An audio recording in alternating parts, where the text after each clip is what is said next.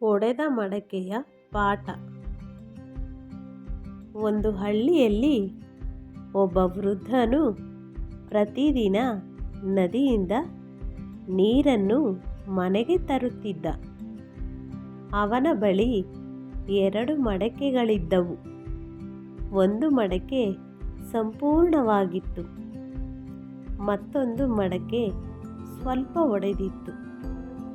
ಪ್ರತಿದಿನ ವೃದ್ಧನು 2 ಮಡಕೆಗಳಲ್ಲಿ ನೀರು ತುಂಬಿಕೊಂಡು ಮನೆಗೆ ಬರುತ್ತಿದ್ದ. ಸಂಪೂರ್ಣ ಮಡಕೆ ತನ್ನ ಕೆಲಸಕ್ಕೆ ಹೆಮ್ಮೆ ಪಡುತ್ತಿತ್ತು. ಆದರೆ ಒಡೆದ ಮಡಕೆ ತನ್ನೊಳಗೆ ದುಃಖ ಪಡುತ್ತಿತ್ತು.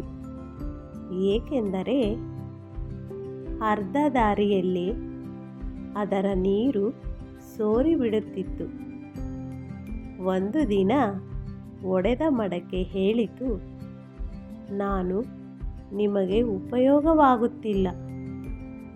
ನನ್ನಿಂದ ನೀರು ಸೋರಿಬಿಡುತ್ತದೆ. ನನ್ನ ಜೀವನ ವ್ಯರ್ಥ. ಆ ವೃದ್ಧನು ನಗುತ್ತಾ ಹೇಳಿದ, ನಾಳೆ ದಾರಿಯ ಬದಿಯನ್ನು ಗಮನಿಸು.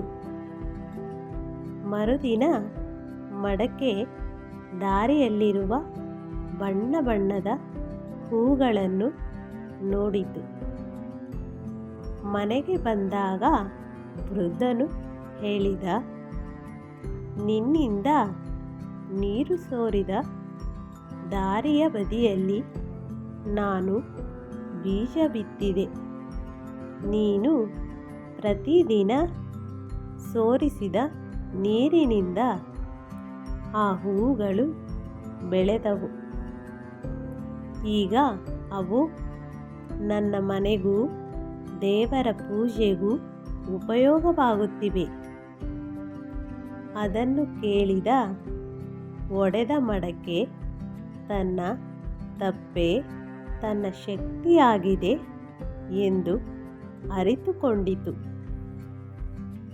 ನೀತಿ: ಜೀವನದಲ್ಲಿ ನಮ್ಮ ದೌರ್ಬಲ್ಯವು ಕೆಲವೊಮ್ಮೆ ನಮ್ಮ ದೊಡ್ಡ ಶಕ್ತಿಯಾಗಬಹುದು. ನಮ್ಮನ್ನು ಕಡಿಮೆ ಅಂದುಕೊಳ್ಳಬೇಡಿ. ಪ್ರತಿಯೊಬ್ಬರಿಗೂ ತಮ್ಮದೇ ಆದ ಮೌಲ್ಯವಿದೆ.